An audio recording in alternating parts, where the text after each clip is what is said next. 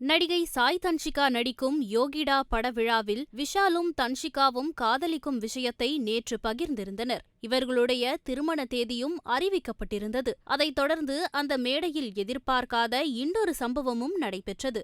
ஏற்கனவே தொகுப்பாளினி ஐஸ்வர்யா ரகுபதி ஒரு நிகழ்ச்சியில் கலந்து கொண்டபோது அவரிடம் ஆடை குறித்த சர்ச்சை கேள்வி கேட்கப்பட்டது. அது குறித்த விவாதம் நேற்று யோகிடா திரைப்பட இசை வெளியீட்டு விழாவில் மீண்டும் சர்ச்சையை ஏற்படுத்தியிருக்கிறது. கடந்த சில நாட்களுக்கு முன்பு காமெடி நடிகராக கலக்கி வரும் ரோபோ சங்கர் கதையின் கதாநாயகனாக நடிக்கும் அம்பி படத்தின் பத்திரிகையாளர் சந்திப்பு நடைபெற்றது. இந்த நிகழ்ச்சியை தொகுப்பாளினியாகவும் ஒரு சில படங்களில் நடித்தும் உள்ள ஐஸ்வர்யா ரகுபதி தொகுத்து வழங்கினார். அந்த நிகழ்ச்சியில் பத்திரிகையாளர் ஒருவர், நீங்கள் அணிந்திருக்கும் ஆடை வெயிலுக்கு இதமானதா என்ற கேள்வியை எழுப்பினார். அந்த நிகழ்ச்சியில் ஐஸ்வர்யா ஸ்லீவ்லெஸ் பிளவுஸ் அணிந்து புடவை அணிந்திருந்ததால் இவர் இப்படி கேட்கிறார் என்ற விவாதம் அந்த நேரத்தில் அதிகமாக எழுந்தது.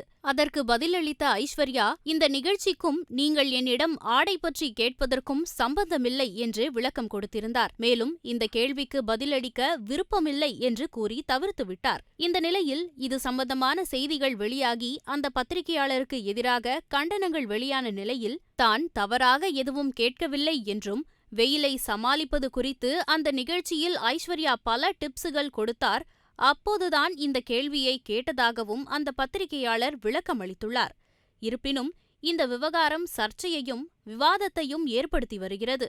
இதுகுறித்து தொகுப்பாளினி ஐஸ்வர்யா கருத்து தெரிவிக்கையில், அந்த கேள்வி என்னை நோக்கி கேட்கும்போதே அவர் என்ன நோக்கத்தில் கேட்கிறார் என்பது புரிந்துவிட்டதாகவும், ஸ்லீவ்லெஸ் ஆடை அணிந்து காற்று வாங்க வந்திருக்கிறாயா என்று கேட்கிறார் என்றும் எனக்கு தெரிந்துவிட்டது. இதற்கு பதில் சொல்வதா அல்லது மேடை நாகரிகம் கருதி கடந்து செல்வதா என்று நினைத்து அதை தவிர்த்தேன். நிகழ்ச்சி முடிந்த பிறகு அவரை தேடினேன். அவர் கிடைக்கவில்லை.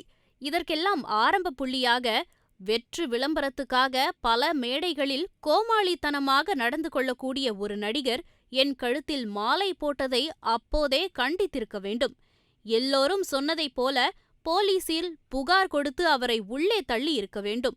அல்லது அந்த மேடையிலேயே அவரது கன்னத்தை பழுக்க வைத்திருந்தாலோ இது இங்கு வரைக்கும் வந்திருக்காதுன்னு நான் நினைக்கிறேன். அதை அப்படியே கடந்து போனதால் என்னை பலவீனமானவள் என்று நினைக்கக்கூடாது. நான் பலவீனமானவள் என்று நினைத்து உங்களைப் போன்ற ஆண்கள் தங்கள் பலத்தை என்னிடம் காட்ட நினைக்கிறார்களோ என்று நினைக்க தோன்றுகிறது. நான் ஏன் இதை கடந்து போகிறேன் என்றால், என் வாழ்க்கையில் நல்ல நல்ல விஷயங்கள் நடந்து கொண்டிருக்கிறது. நான் அதில் ஃபோக்கஸ் செய்து கொண்டிருக்கிறேன் என்று தெரிவித்துள்ளார்.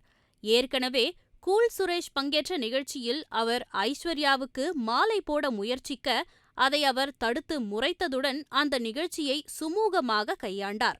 அவருக்குத்தான் மீண்டும் இதுபோல் பிரச்சனை வெடித்துள்ளது.